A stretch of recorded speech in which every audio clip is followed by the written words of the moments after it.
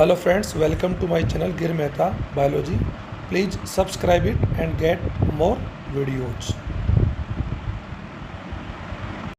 Students, today we will study about chromosomal aberration part 2.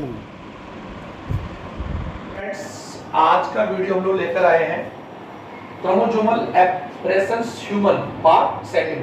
क्योंकि last video के अंदर हम लोगों ने जब इस वीडियो को स्टार्ट किया था तो एब्रेशन जो हम एब्रेशंस का अगर हम लोग मीन हम लोग बताना चाहें यानी गुणसूत्री विकृतियां या गुणसूत्रों की विकृतियों के कारण होने वाली ह्यूमन में डिजीज या डिसऑर्डर भी हम लोग कह सकते हैं। तो सबसे पहले मैं आप लोगों को क्रोमोसोम्स के नंबर्स के बारे में आप लोगों को लास्ट में बता चुका हूं कि every organism has a fixed number of chromosomes. अगर हम लोग यहाँ पर एग्जांपल हम लोग थोड़ा सा एक बार लेकर बताना चाहूंगा। ह्यूमन बॉडी की बात हम लोग कर रहे हैं। ह्यूमन में डिप्लॉयड नंबर्स जो chromosomes are 46 and haploid numbers are 23। तो इसको आप एक बार समझें कि डिप्लॉयड जो नंबर्स यानी पहले डिप्लॉयड जो क्रोमोसोम नंबर्स होते हैं उनको हम लोग बोलते हैं कैरियोटाइप्स, कैरियोटाइप। और जो हैप्लोइड नंबर्स होते हैं उसे हम लोग बोलते हैं जीनोम, जीनोम। अब आप इसको एक बार एक रेफरेंस से आप समझ लें। A diploid number of chromosome यानी diploid number of chromosomes are karyotype यानी द्विगुणित गुणसूत्रों की संख्या को यानी द्विगुणित यानी मीन में समझा दिया था कि डिप्लॉयड क्रोमोसोम्स के जो नंबर्स होते हैं उसे उस ऑर्गेनिज्म का कैरियोटाइप कहते हैं। कैरियोटाइप एक diploid number of diploid chromosome numbers are known karyotype and haploid chromosome numbers of any organism known as genome. Genome यानी इसको हम लोग संजीन भी कह सकते हैं। तो यदि हम लोग किसी भी ऑर्गेनिज्म का हम लोग एग्जांपल लेते हैं अगर हमें उसका डिप्लॉयड नंबर्स मालूम है तो हम उसका हैप्लोइड नंबर याद कर सकते हैं। और जीनोम को हम लोग यूं कह सकते हैं कि जो जीनोम ही यानी उस ऑर्गेनिज्म का एक्चुअली में क्या होते हैं गैमेट्स होते हैं। और गैमेट्स आर टू टाइप्स। या आप लोगों ने पढ़ा होगा कि एक होता है स्पर्म, एक क्या होता है ओवम। अगर हम लोग ह्यूमन बॉडी की बात हम करें, ह्यूमन में जो स्पर्म होता है उस स्पर्म के न्यूक्लियस में जो chromosome numbers are 23 and ovum में भी न्यूक्लियर क्रोमोसोम नंबर्स में भी 23। यानी आप ध्यान देंगे कि किसी भी ऑर्गेनिज्म के जो जीनोम या हैप्लोइड जो नंबर्स होते हैं वो उसके डिप्लॉयड क्रोमोसोम नंबर से हाफ होते हैं। अब आप लोग इसको ये मैंने इसलिए बता दिया, एक इसके डेफिनेशन भी हम लोग लिख सकते हैं। और यदि कह सकते हैं when we draw a linear diagram of diploid या linear diagram of karyotype we called as ideogram। एक बार वापस समझ लें। a linear diagram of karyotype of any organism called या known as ideogram यानी किसी भी सजीव के कैरियोटाइप क्रोमोसोम्स को अगर हम लोग एक लीनियर डायग्राम के माध्यम से ड्रॉ करते हैं तो वी कैन से इडियोग्राम, गुणसूत्र आलेख। अब डिप्लॉयड क्रोमोसोम नंबर 46 है और इसमें अगर हम लोग बात भी कर सकते हैं कि क्रोमोसोम्स के बारे में मैंने आपको बताया था कि every diploid cells has every chromosome is two time यानी प्रत्येक डिप्लॉयड कोशिका में डिप्लॉयड सेल में एवरी क्रोमोसोम दो बार होता है यानी प्रत्येक क्रोमोसोम हमेशा डबल नंबर में होगा। और वो डबल नंबर क्या बनाएगा पेयर बनाएगा, पेयरिंग बनाएगा। मैंने कल आपको समझा नहीं था। तो ह्यूमन बॉडी की डिप्लॉयड सेल्स में 46 क्रोमोसोम और 23rd पेयर होता है जिसे हम लोग मेल और फीमेल में अगर बात कर सकते हैं, मेल में और फीमेल में अगर हम लोग कर सकते हैं। इसको अगर मैं इस प्रकार लिखना चाहे 46 क्रोमोसोम्स में 44 क्रोमोसोम जो होते हैं ऑटोसोमल होते हैं यानी अलैंगिक एसेक्सुअल होते हैं। और जो दो क्रोमोसोम होते हैं 2 क्रोमोसोम्स होते हैं वो क्या होते हैं एलोसोम्स या सेक्सुअल क्रोमोसोम्स। अगर आप यूं कह सकते हैं 44 plus XX and 44 plus XY। अगर बोथ क्रोमोसोम या both sexual chromosomes are X तो डेफिनेटली दिस सेल या this diploid will be female. ये किसका डिप्लॉयड होगा फीमेल का यानी ये फीमेल यानी ह्यूमन फीमेल। और अगर यू कह सकते हैं बोथ क्रोमोसोम या both sexual chromosomes are different, one is X and another is Y तो ही यानी ये क्या होगा मेल। ये ध्यान सकने बात है। लेकिन ध्यान दें ह्यूमन में मेल और फीमेल में क्रोमोसोम जो नंबर्स होते हैं वो हमेशा क्या होते हैं 46 होते हैं और पैरिंग कितनी होती है 23, जिनमें से अगर बात यूं कर सकते हैं इनके अगर पैरिंग करें तो 22 पेयर, यानी यूं कह सकते हैं 22 पेयर ऑफ क्रोमोसोम्स आर ऑटोसोमली, ध्यान दें 22 पेयर बोले या फिर आप लोग यू कैन से 44 क्रोमोसोम्स है। इसे पेयरिंग क्यों बोला जा रहा है, क्योंकि यहाँ पर क्या हो रहा है कि अगर मैंने आपको ये कहा कि 44 क्रोमोसोम्स में आप ये ऐसे 44 ऐसे नहीं है 1 to 44 नहीं है, ये क्रोमोसोम्स की बात हम कर सकते हैं कि there are type of chromosomes, तो टाइप तो 22 होंगे, लेकिन उसमें ये मैंने कहा कि एक क्रोमोसोम अगर मान ए है तो उसमें एक क्रोमोसोम ए एक बार और होगा, अगर बी है तो बी, सी है तो सी, अगर वन क्रोमोसोम इज एम तो अनदर जो इसका पेयर होगा वो भी क्या होगा एम होगा। तो इस प्रकार से क्रोमोसोम्स की जो पेयरिंग जो होती है ह्यूमन में 22 ऑटोसोम्स की और एक पेयर जो होता है एलोसोम्स का, क्या होता है एलोसोम्स, ये आप ध्यान देंगे। अब हम लोग अपने पॉइंट के ऊपर आते हैं, एब्नॉर्मलिटी जो ह्यूमन में होती है, ये ध्यान देवें कि किसी भी ह्यूमन में उसके जो डिप्लॉइड नंबर्स है, डिप्लॉइड नंबर जो क्रोमोसोम्स हैं, इन डिप्लॉइड नंबर्स में यदि यू कह सकते हैं कि structural and numerical changes in diploid या diploid cell of human body, अगर ह्यूमन की किसी भी डिप्लॉइड कोशिका में क्रोमोसोम नंबर्स के अंदर अगर एब्नॉर्मलिटी जाए, यानी गुणसूत्रों की संख्या अगर यू कह सकते हैं हाइपो एंड हाइपर, यू कह सकते हैं लेस, घट जाए या बढ़ जाए, गुणसूत्रों की संरचना यानी स्ट्रक्चरल एंड अगर यू कह सकते हैं एक न्यूमेरिकल या न्यूमेरियस अगर चेंज होता है, तो ऐसी कंडीशंस में जो डिसऑर्डर्स होते हैं उससे हम लोग क्रोमोसोमल एब्रेशन या क्रोमोसोमल डिसऑर्डर कह सकते हैं। ये डिसऑर्डर्स क्रोमोसोमल किसकी वजह से हो सकती है, ऑटोसोमल की वजह से हो सकती है और हो सकती और किसी वजह से हो सकती है सेक्सुअल क्रोमोसोम की वजह से हो सकती है। तो ये ध्यान देवें, ये जो एब्नॉर्मलिटी या क्रोमोसोमल एब्रेशन जो हम लोग पढ़ रहे हैं ये किसके कारण हो सकती है, sexual chromosome and asexual chromosome के कारण हो सकती है। तो हमने यहाँ पर क्रोमोसोम एब्रेशंस इन ह्यूमन को हमने 2 पार्ट्स में बांटा है। सबसे पहले पार्ट हम करते हैं ऑटोसोमल डिसऑर्डर्स, यानी एलिंगी गुणसूत्री असामान्यताएं, एलिंगी गुणसूत्री विकृतियां, जिसके अंदर कई उदाहरण दिए गए हैं। सबसे पहला वाला बात हम कर सकते हैं डाउन सिंड्रोम, डाउन सिंड्रोम, ये आप लोग थोड़ा सा ध्यान को समझें, मैं इनको एक्सप्लेन कर दूं। डाउन सिंड्रोम सेकंड अगर हम लोग ये कर सकते हैं, सेकंड यहां पर है Edward syndrome, I will explain about syndrome further. Edward Patau syndrome and another is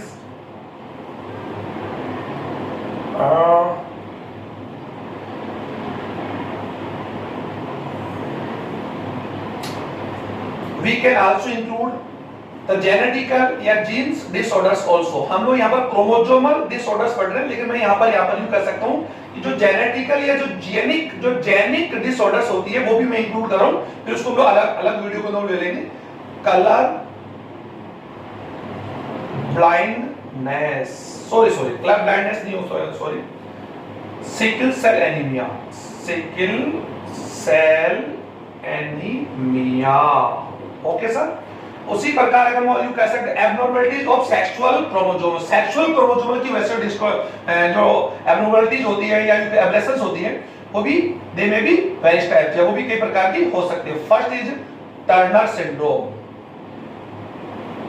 Turner syndrome, second is Klinefelter syndrome, third one Jacob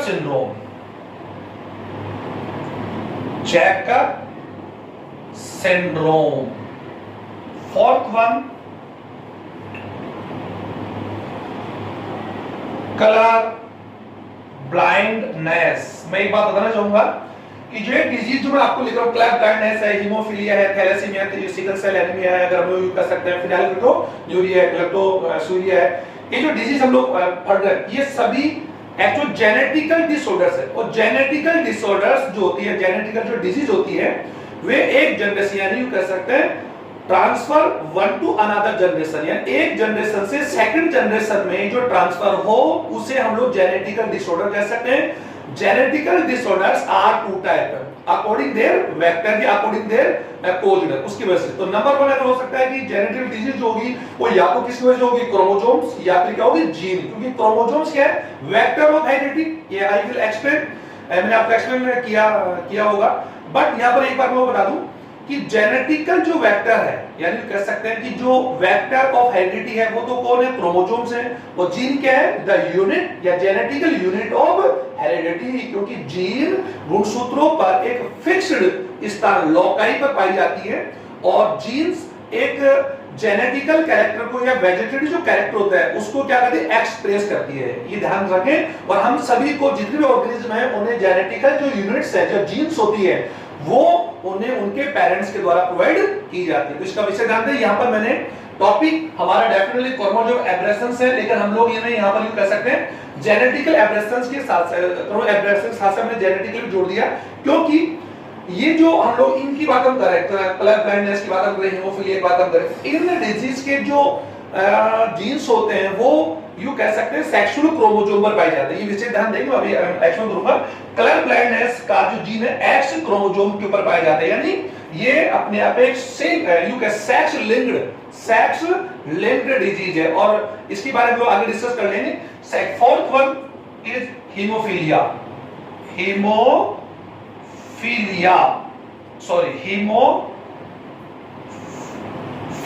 okay sir, ये आप लोग ध्यान दें। इसके अलावा अगर अभी कर सकते हैं हम, इसके और भी अगर जोड़ना चाहें तो हम लोग जोड़ सकते हैं, लेकिन अभी उसकी आवश्यकता नहीं। फिलहाल हम लोग इन्हीं से काम हम लोग चलाएंगे। सिकल सेल भी है, फिनाइलकीटोन्यूरिया भी है, थैलेसीमिया भी है, ग्लाइकोसूरिया भी है। यूं कर सकते हैं कि अगर इसके अलावा यूं का रिलेटेड कई डिजीज और भी हो सकते हैं। अगर हम लोग इसके बारे में हम लोग अध्ययन करेंगे तो काफी और डिसऑर्डर्स हमारे सामने आ सकते हैं। फिलहाल हम इन्हीं के बारे में डिस्कशन करेंगे। तो सबसे पहले तो मैं आप लोगों को बता दूं कि जितने डिसऑर्डर सभी सिंड्रोम्स है, और सिंड्रोम्स अगर यूं कह सकते हैं एक ग्रुप ऑफ एब्नॉर्मल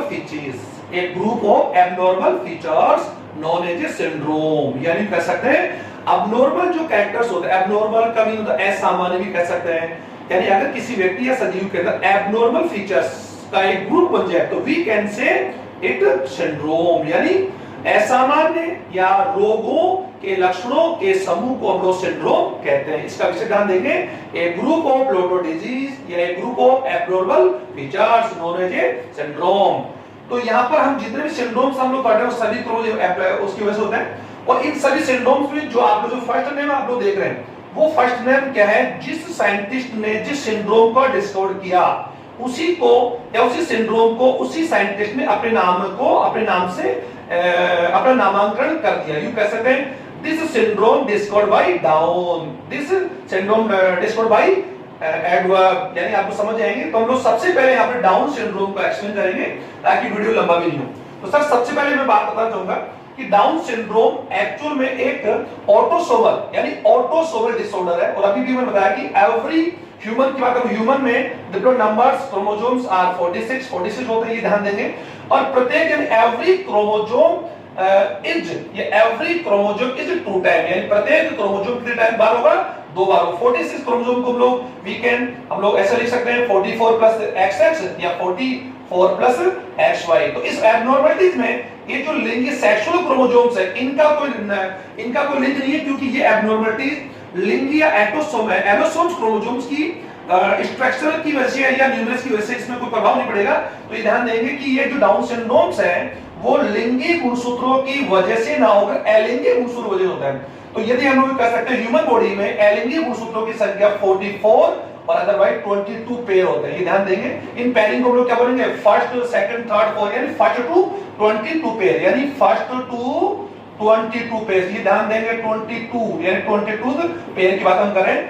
तो इन पेयर का अर्थ होगा कि प्रत्येक पेयर की बात हम करें, फर्स्ट पेयर की बात हम करें तो फर्स्ट पेयर में पहला क्रोमोसोम क्या होगा, 2 बार होगा, सेकंड में दूसरा क्रोमोसोम 2 बार, थर्ड में नवी जोड़ी जो होगी, यानी अगर वैल्यू का 9 जो अगर पेयर क्रोमोसोम की बात हम करें उसमें दोनों क्रोमोसोम कौन से होंगे, नवा या नवा गुणसूत्र होगा, 10 जोड़ी में 10 होगा, 11 में 11, इस प्रकार। तो सभी क्रोमोसोम्स यहां पर डिप्लॉइड नंबर्स में कितने बार होते हैं, 2 बार, ये ध्यान देंगे। एवरी क्रोमोसोम इज 2 टाइम, 2 बार होगा, ये ध्यान देंगे। लेकिन इस एब्नॉर्मलिटीज में क्या होता है कि यदि किसी व्यक्ति के जायगोट में यानी फर्टिलाइजेशन के दौरान बनने वाले जायगोट में अगर क्रोमोसोम नंबर्स का 21वां क्रोमोसोम कौन सा, 21 और 21 यू कह सकते हैं ऑटोसोमल, आप लोग जानते ही होंगे 21वां गुणसूत्र। इन 44 क्रोमोसोम से 21 क्रोमोसोम कितने बार है, 2 बार तो है। अगर ये 21वां गुणसूत्र अगर कितने बार आ जाए, 3 टाइम, यानी 3 बार अगर आ जाता है तो उसमें क्रोमोसोम्स के जो नंबर्स है 2n + 1 = 47, बिकॉज़ 2n तो 46 नंबर होते हैं, तो 46 + 1 = 47, यानी डाउन सिंड्रोम में एक गुणसूत्र की अधिकता की वजह से एक गुणसूत्र यहां पर क्या हो जाएगा, बढ़ जाएगा, जिसकी और बढ़ जाएगा कौन सा होगा, 21वां।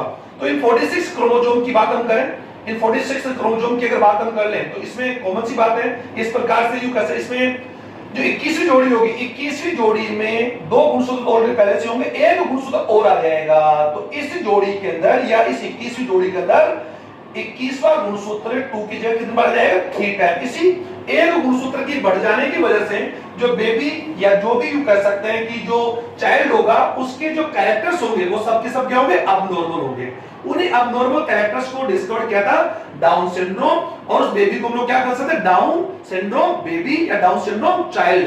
अब बात है यू कह सकते हैं उसका सेक्स क्या होगा, तो डेफिनेटली यू कह सकते हैं down syndrome baby maybe he and also she, वो he और she दोनों हो सकते हैं, क्योंकि ये तो मैं बता दिया था इसमें 45 + XX और 45 + XY। तो आपने क्या देखा कि एरोसोम या सेक्सुअल क्रोमोसोम से किसी प्रकार का कोई डिसऑर्डर नहीं हो रहा।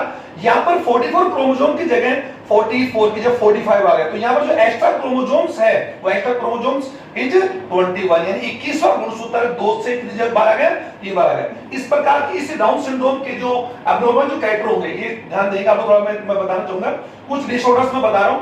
ये सबसे पहली बात तो क्या होगा, यानी एबनॉर्मल, यानी यू कह सकते हैं ये बच्चा जो होगा एबनॉर्मल होगा, यानी यू इसमें कोई बड़ी बात नहीं है, यू कह सकते हैं ये अबनॉर्मल होगा। और सबसे बड़ी बात होगी इसका जो यू वाइड, या यू कह सकते हैं वाइड फोरहेड, इसका माथा क्या होगा, चौड़ा होगा, स्मॉल नेक, गर्दन क्या होगी, छोटी होगी, और कॉमन सी बात होगी यू कह सकते हैं हाइट क्या होगी, यू कह सकते हैं हाइट इसकी क्या होगी, कम होगी। और ये जो डाउन सिंड्रोम हम लोग बात यू कर सकते हैं, ये एक्चुअली यू कह सकते हैं कि ये 15 से 16 साल के एज के बाद में इनकी डेथ हो जाती है, यानी मानसिक रूप से मेंटली रिलेटेड रूप से यू कैसे मेंटली रिलेटेड होंगे, फिजिकली रूप से डेवलप नहीं होंगे, और इनके जो कैरेक्टर्स जो होते हैं यू कह सकते हैं मंगोल जो स्पीशीज होती है हमारी ह्यूमन की उससे मिलते हैं, इसीलिए हम लोग उसको मंगोलिज्म सिंड्रोम आल्सो, हम इसको मंगोलिज्म क्या कह सकते हैं, मंगोलिज्म सिंड्रोम आल्सो, हम इसको कहते हैं we can say also mongolism syndrome. तो ये डाउन सिंड्रोम के बारे में मैंने फीचर बता दिए, तो इसका साइन क्या होगा, 2n + 1 = 47, और यहाँ पर कौन सा 21वां जो क्रोमोसोम है, ये ध्यान दें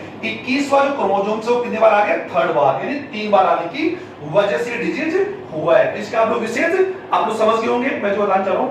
इसके बाद में हम लोग कह सकते हैं अगर 3rd वाला एक, अभी इसको एक मैं यूं कह सकता हूं, ये जो डाउन सिंड्रोम जो बेबी है इसका मेन रीजन अगर बात यूं कर सकते हैं, इसके रीजंस काफी हो सकते हैं, लेकिन इसका मेन रीजन ये हो सकता है कि यदि कोई 40 to 40 यानी 40 के बाद में यूं कह सकते हैं 40 से अबव, अगर यूं कह सकते हैं अगर कोई फीमेल अगर यूं कह सकते हैं कि अधिक उम्र के अंदर ये प्रेगनेंसी धारण करती है, प्रेगनेंसी यूं कह सकते हैं प्रेग्नेंट होती है, तो यूं कह सकते हैं कि एक हायर एज में, एक निश्चित एज के बाद में अगर कोई फीमेल यूं कह सकते हैं कि अगर वो प्रेग्नेंट होती है और एक बच्चे को यूं कह सकते हैं जन्म देती है, तो वो ऐसे बच्चों में 600 में से यूं कह सकते हैं 1 of 600 यानी 600 बच्चों में से ऐसा बच्चा हो सकता है जो डाउन सिंड्रोम के साथ होगा। उसके फादर तो कौन, जेनेटिकली फादर तो उसके माता पिता होंगे, लेकिन डाउन ने इस डिस्कवर्ड को या इस सिंड्रोम को डिस्कवर किया, इसीलिए हम इस प्रकार के अबनॉर्मलिटीज को यूं कह सकते हैं हम लोग डाउन सिंड्रोम के नाम से ही बोलेंगे। ओके सर, आप लोगों ने इसको लिख लिया होगा।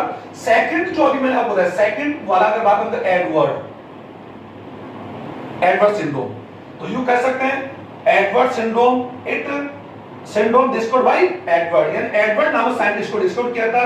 ये डिस्कवर या ये जो सिंड्रोम्स हैं ये भी डाउन सिंड्रोम की तरह, ये बस डिफरेंस इतना से कि ये जो सिंड्रोम्स हैं ये एक्चुअल में एडवर्ड जो सिंड्रोम्स है वो 18 यानी कौन से 18 यानी 18वें गुणसूत्र के 3 बार आने की वजह से, ये मैंने आपको बार-बार एक बार रिपीट कर रहा हूं कि डिप्लॉइड यानी कह सकते हैं यदि कोई जायगोट या यूं कह सकते किसी भी ह्यूमन बेबी के जायगोट के अंदर, जायगोट का फॉर्मेशन कर मैं आपको समझाया था कि स्पर्म और ओवम का जब फ्यूज होता है यूं कह सकते process by which fusion sperm with ovum, तो उसको हम लोग फर्टिलाइजेशन बोलते हैं। फर्टिलाइजेशन की बात में यानी फॉर्मेशन ऑफ ए जायगोट, और एक नॉर्मल जायगोट की बात हम करें, नॉर्मल जायगोट 44 + XX या मे बी 44 + XY ये हो सकता है। तो यू कैसे दीज बेबीज या दीज जायगोट्स आर नॉर्मल, ये ध्यान दें नॉर्मल से, क्योंकि यहाँ पर क्रोमोसोम्स नंबर्स आर अगर यू कह सकते हैं फिक्स है, ये ध्यान देंगे। लेकिन यदि किसी बेबी के अंदर 18 गुणसूत्र 3 बार हो जाए तो इसमें क्या लगेगा 2n + 1 = 47। अब आपको दिखने में उसका साइन उसकी तरह लग रहा होगा, लेकिन यहाँ पर ये मैं ब्रैकेट में क्या लिख दिया 18 यानी 18 क्रोमोसोम, 18 से क्रोमोसोम्स अगर यू कैसे विल 3 टाइम, 3 बार आने की वजह से, 3 टाइम आने की वजह से ये एब्नॉर्मलिटीज पैदा होती है, जिसे एडवर्ड सिंड्रोम कहते हैं। ये सिंड्रोम से जो बेबी होती है वो भी actually mentally and physical disorder होगा, अगर वीक होगा। और कॉमन सी बात अगर यू कह सकते हैं, इसके फीचर्स यू पतला दुबला होगा, लंबा होगा, इसके जो फीचर्स होते हैं ये ज्यादा डिफरेंट नहीं होते, कुछ डिफरेंट हम लिख सकते हैं, लेकिन यू कह सकते हैं कि we can write 2 to 3 similar abnormalities या एब्नॉर्मल फीचर लिख सकते हैं, like mentally and physical disorders हम लिख सकते हैं, ध्यान देके आप लोग समझ सकते हैं। तो ये आप लोग कॉमन इसके 4 या यू कह सकते हैं, you can you will write I want you to write 2 to 3 disorders या 2 to 3 abnormal features of all syndromes। आपने नोटबुक में आप इसको लिखेंगे। तो ये भी मैंने आपको बता दी, ये कौन से क्रोमोसोम की वजह से 18th, तो ये ध्यान देंगे ये भी कौन सा क्रोमोसोम है, ऑटोसोम, तो वो भी कौन सा था, ऑटोसोम। तो ये थर्ड वन की बात अगर हम लोग कर रहे हैं तो थर्ड वन यू कह सकते हैं Patau syndrome. Sir which one, Patau, ये कौन सा, पटाउ। पटाउ सिंड्रोम की बात हम कर सकते हैं, बट डिस्कवर्ड बाय पटाउ, ये तो आप लिख लेंगे या आप इसको समझें। ये syndrome discovered by Patau, so we can say Patau syndrome. ये डिसऑर्डर्स जो होता है 13, 14 और 15, यानी किसी भी एक ये कर सकते हैं कि वन ऑफ देम यानी 13, 14 और 15 जो क्रोमोसोम में कोई भी पेयर का अगर एक क्रोमोसोम का नंबर बढ़ जाए तो इससे भी क्या होगा, 2n + 1 = 47। और बढ़ने वाला क्रोमोसोम कौन सा हो सकता है, 30 हो सकता है, 40 हो सकता है एंड 15 हो सकता है। ये आप लोग ध्यान दें, 13, 14, 15 में से कोई भी क्रोमोसोम, ऑटोसोमल क्रोमोसोम्स का नंबर अगर 2 टाइम या 3 टाइम अगर आ जाता है तो ये पटाउ एब्नॉर्मलिटीज या पटाउ सिंड्रोम्स में भी ऑक्यूर। ओके सर, या ध्यान देंगे। और all the syndromes occur by या ऑक्यूर टू या कोज्ड बाय ऑटोसोमल क्रोमोसोम्स, या ध्यान देंगे। तो ये मैंने आपको इस बारे में आपको एक्सप्लेन कर दिया और अपेक्षा है कि आप लोगों को समझ में भी आया होगा। अब हम लोग जल्दी से इसको पढ़ते हैं, abnormalities of the sexual chromosomes. Sexual जो क्रोमोसोम्स की बात हम यू कर सकते हैं, सेक्सुअल, इसको मैं यहां पर यू कह सकते हैं, इसको मैं इरेज कर रहा हूं। Sexual chromosomes are 2 and type also 2। ये मैंने कल समझा दिया था कि नंबर्स के इन allosomes numbers are 2 and type also 2। ये नंबर 2 होता है और टाइपिंग का क्या होता है 2। One is x and another is y। मैंने कल डिफरेंस बता भी दिया था आपको। और ये भी बता दिया था कि यू कह सकते हैं हैकिंग ने इनको डिस्कवर किया था और मॉन्टगोमरी ने इनको एलोसोम क्रोमोसोम डिस्कवर किया था, और इसके लिए हम लोग फर्दर एक वीडियो बना रहे हैं। फिलहाल हम लोग बात कर सकते हैं ह्यूमन बॉडी की बात हम कर सकते हैं। ये मैं आपको कई बार ड्रॉ कर सकता हूं, 44XX अगर बात यू कर XY, और अगर फीमेल बॉडी होगी 44 + XS, बिकॉज़ क्योंकि हम लोग we have already about sex determination in human, हम लोग उसके बारे में पढ़ चुके हैं। ये आपको मैंने बता दिया फर्दर वीडियो में, उससे पहले वाली वीडियो में, सॉरी बिफोर वीडियो में एक्सप्लेन किया था। अब जो ऑटोसोमल जो क्रोमोसोम 44 अब यहाँ पर क्या एप्रिलिया है, तो यदि किसी भी ह्यूमन बॉडी में फर्टिलाइजेशन के दौरान यानी एम्ब्रियोजेनेसिस का प्रोसीजर में, फिर बता दूं एम्ब्रियोजेन भ्रूण विकास की क्रिया के दौरान गुणसूत्रों की संख्या में कमी आ जाए, स्ट्रक्चरली आ जाए, या यू कह सकते हैं कि अगर यू नंबर न्यूमरस नंबर्स में चेंज आ जाए, संरचना में और संख्या में अगर कोई चेंज आता है तो उसकी वजह से जो बेबी होगी वो किसी ना किसी एब्नॉर्मलिटीज के साथ पैदा होगी, जिसे हम लोग क्रोमोसोम एब्नॉर्मलिटीज के रूप में बोलते हैं। और हम लोग इसी वीडियो को एक अच्छे डेप्थ में जाकर हम लोग वेरिएशन है, सॉरी जब म्यूटेशन पढ़ेंगे तो आई विल एक्सप्लेन फर्दर, मैं वहां पर एक्सप्लोर करूंगा। तो ये ध्यान दें कि एब्नॉर्मलिटीज जो सेक्सुअल क्रोमोसोम्स है उसमें सबसे पहला हम लोग ले रहे हैं टर्नर, ये ध्यान देंगे टर्नर। और ये सिंड्रोम किसकी वजह से होंगे, एक्स और वाई, ये दो ही क्रोमोसोम की एब्नॉर्मलिटीज एब्सेंस, एंड यू कह सकते हैं इनके जो नंबर्स यू कह सकते हैं may be increase and may be decrease, इनकी संख्या घट भी सकती है और बढ़ भी सकती है। तो Turner syndrome, okay sir, like Patau and down syndrome also, it syndrome discovered bye Turner. Okay, Turner is a scientist, ध्यान देंगे। ये सिंड्रोम जो होता है, ये कॉमन सी बात है, एक्स क्रोमोसोम्स यू कह सकते हैं कि डिक्रीज, अगर यू कह सकते हैं डिक्रीज ऑफ एक्स क्रोमोसोम, अगर मैंने कहा एक्स क्रोमोसोम की डिक्रीज अगर हो जाती है तो यू कह सकते हैं कि जो क्रोमोसोम्स में वो कितना है 44 प्लस x 0 = 45। अभी आप देखा कि एक कॉमन एक जनरली अगर यू कहते हैं फीमेल में sexual chromosomes, both chromosomes allosomes are XX, लेकिन अगर किसी भी जाइगोट फॉर्मेशन के दौरान अगर उसमें सेक्सुअल क्रोमोसोम्स का नंबर एक ही रह जाए, यहाँ पर O नहीं है सर, 0 है, तो मैं इसको हटा देता हूं ताकि आप इसको समझ जाए। अगर सेक्सुअल क्रोमोसोम्स की संख्या एक घट जाए यानी increase of sexual chromosomes, okay, तो जो सिंड्रोम्स यू कह सकते हैं कि ओकुडोगो को टर्नर सिंड्रोम, इसमें 44 क्रोमोसोम रह जाएंगे। इस सिंड्रोम से जो भी यू कह सकते हैं कि जो बेबी होगी डेफिनेटली अबनॉर्मल होगी, वो सबसे पहले बात तो क्या होगी, स्टेराइल होगी, यानी स्टेरॉल का मीन होता है बंदे होगी। ओके सर, इंपोर्टेंट होगी, स्टेरॉल होगी। ओवम फॉर्मेशन, इसमें ओवम का फॉर्मेशन नहीं होगा क्योंकि उसके अंदर यू कह सकते हैं कि जो ओवेरीज होगी, जो सेक्स रिप्रोडक्टिव जो सिस्टम होगा वो प्रोटीन डेवलप नहीं होगा। फिजिकली रूप से भी ये एक्चुअली में क्या होगी, फिजिकली रूप से यू कह सकते हैं इसका डेवलपमेंट कंप्लीट नहीं होगा। फिजिकल एंड मेंटली डिसऑर्डर्स होगी। सबसे बड़ी बात यू कह सकते हैं शॉर्ट इन लेंथ, लंबाई इसकी क्या होगी, छोटी होगी। स्मॉल नेक, गर्दन की लंबाई क्या होगी, छोटी होगी। और यू कह सकते हैं अनडेवलप्ड ब्रेस्ट, यानी इसकी जो स्तन ग्रंथि होगी वो क्या होगी, अनडेवलप्ड होगी। ये ध्यान दें, अनडेवलप्ड ब्रेस्ट, ये इसके मैंने फीचर्स बता दिए। और ये हो सकता है कि मे बी ये जो सिंड्रोम्स है सर, ये भी सर हाई, अगर मैं बता दिया कि उच्च उम्र के अंदर अगर कोई महिला हाई एज में जाकर आफ्टर 40 टू 45 या 50 ईयर के बाद में अगर कोई फीमेल अगर यू कह सकते हैं कि प्रेगनेंसी को लेती है, तो उसकी कंडीशन हो सकता है कि जो बेबी होगा वो क्रोमोसोम एब्नॉर्मल के साथ होगा, उसका मैनेजर भी हो सकता है। तो टर्नर सिंड्रोम की भी अभी मैंने आपको उसके कैरेक्टर बता दी और मैंने अभी आपको बताया कि I want you to write 2 to 3 या 4 to 5 abnormal features of every syndromes. Okay sir, the second one is Klinefelter syndrome. इसको हम इस सिंड्रोम को हम लोग we can say write is equal to 45 या we can say also 2n minus 1 is equal to 45 down. और Patau syndrome में आपने क्या देखा था, उनमें आपने क्या देखा था, यू कह सकते हैं कि क्रोमोसोम नंबर्स की संख्या क्या होगी, वहां पर इंक्रीज हो, यहां पर क्या हो रही है, डिक्रीज। ये आप लोग ध्यान देंगे, इसको मैं बाद में एक्सप्लेन करूंगा एक वीडियो के दौरान। इसकी बात हम कर सकते हैं। इस सिंड्रोम को हम लोग मोनोसोमी कह सकते हैं, मोनोसोमी, क्योंकि यहाँ पर सेक्सुअल क्रोमोसोम की संख्या घटकर क्या रह रही है, एक है। तो we can say also monosomy, या फिर कह सकते हैं एक गुणसूत्रता, एक गुणसूत्र की कमी की वजह से उत्पन्न होने वाला एब्नॉर्मलिटीज को क्या बोल सकते हैं, एक न्यूनसूत्रता, या फिर we can say monosomy abnormalities. Okay sir, अब इसकी आप लोग इस बार अब यू कह सकते हैं क्लाइनफेल्टर सिंड्रोम्स में क्या होता है कि जो क्रोमोसोम नंबर्स यानी एक्स और वाई में से किसी क्रोमोसोम जो सेक्सुअल क्रोमोसोम्स है उसकी संख्या क्या हो जाती है, इंक्रीज हो जाती है। तो इसको हम लोग इस प्रकार लिख सकते हैं 2n + 1 = 47।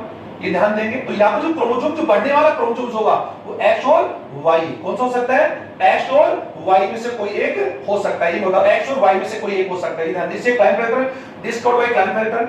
और इसको हम लोग इस प्रकार लिख सकते हैं 44 नंबर तो क्या होंगे, नंबर्स होंगे। मैंने बता दिया कि इस एब्नॉर्मलिटीज में जो autosome numbers are will be fix, वो फिक्स होंगे। चेंज किस में होगा, एलोसोम में। एलोसोम नंबर्स अगर बात कर सकते हैं कि हाउ मेनी एलोसोम नंबर्स, तो आप लोग बोलोगे sir there are 2 in human and normal human. But यहां पर क्या है कि अगर इनमें अगर एलोसोम नंबर्स XXY अगर एक क्रोमोसोम बढ़ जाता है तो बढ़ने वाला क्रोमोसोम क्या हो सकता है, may be Y and may also X हो सकता है, Y हो सकता है। तो ये जो एब्नॉर्मल होगा उससे हम लोग 47, इसमें क्रोमोसोम नंबर्स कितने हो गए, 47। और इस X या Y अतिरिक्त एक्स्ट्रा एलोसोम क्रोमोसोम की वजह से इसमें जो डिसऑर्डर्स होगा उसका डिसऑर्डर किया क्लाइनफेल्टर ने। और ये जो डिसऑर्डर्स किस कैरेक्टर होंगे मैं बता दूं। सबसे बड़ी बात यू कह सकते हैं कि इसकी लंबाई की बात भी कर सकते हैं कि लोंगेटेड यानी लोंगेटेड होगा, ये लंबा होगा। यानी कर सकते हैं ये जो पहली बात क्या होगा, ये मेल होगा, ये ध्यान दें, सॉरी मेल होगा ये।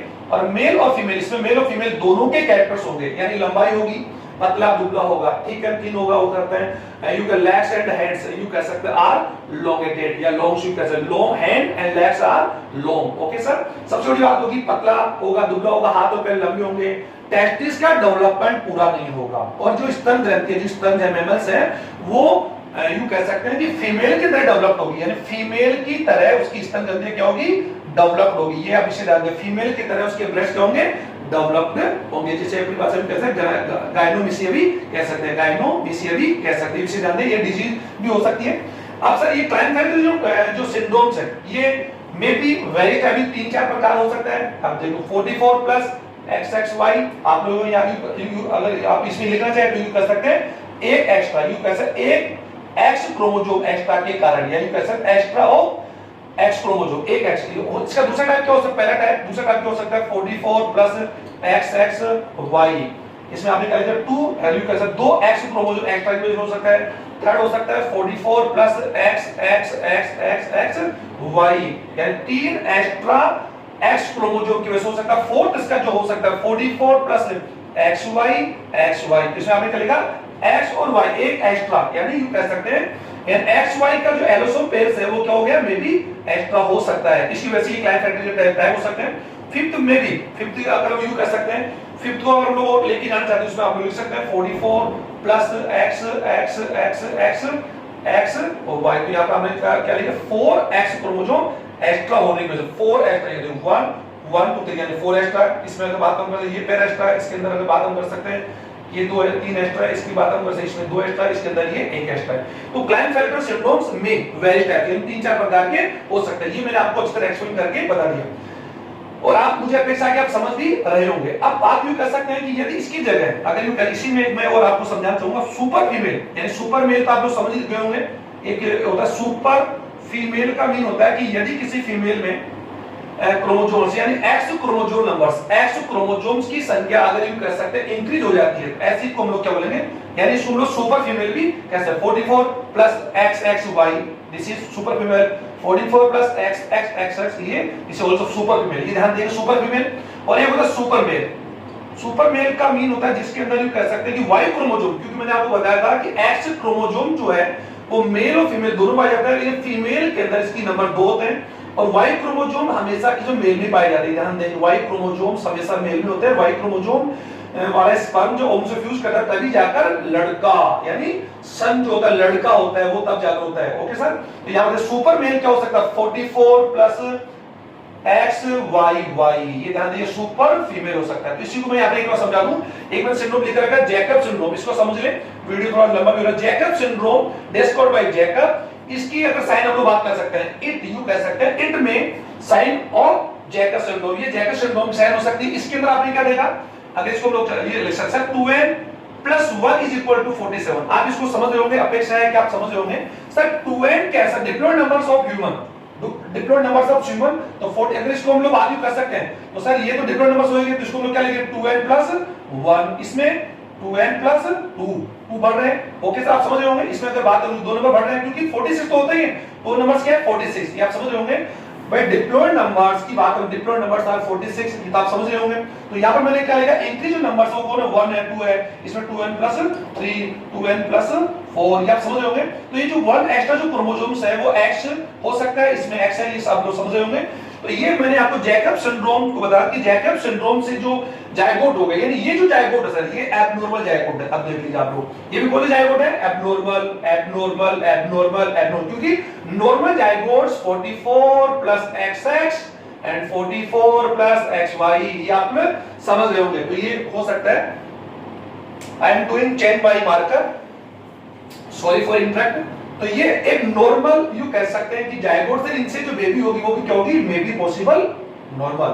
तो यहां पर जैकब सिंड्रोम में क्या फीचर्स होंगे सुन लीजिए, ये भी क्या होगा सर मैन, अगर यू कैसे मेंटली रिलेटेड होगा, मेंटली और फिजिकल होगा, और सबसे बड़ी बात होगी कि इसकी जो नेचर होगा, इसका नेचर एक्चुअली में क्या होगा, ये क्रिमिनल होगा। यानी कैसे आप लोग हासिल करे होंगे कि सर क्रिमिनल या जो क्रिमिनल एक्टिविटीज होती है क्या सर वो भी जेनेटिक हो सकती है, बिल्कुल Y, yes sir, yes yes yes yes, criminal activities और आल्सो इंक्लूड जेनेटिकल डिसऑर्डर्स, ये ध्यान देंगे आप लोग। तो ये जेनेटिकली क्राइम बच्चे ये जो इस प्रकार के बच्चे जन्म से क्या होंगे, अपराध या क्रिमिनल कैटेगरी के होंगे, जिसे जैकब ने डिस्कवर्ड किया। अब यू कैसे colour blindness and haemophilia we will read in next video, ये both disease are include genetical disorders. Okay sir, हम इसको यहां लिख रहे हैं, लेकिन ये दोनों ही जो डिसऑर्डर्स है वो एक्स क्रोमोसोम की वजह से तो है, लेकिन एक्स क्रोमोसोम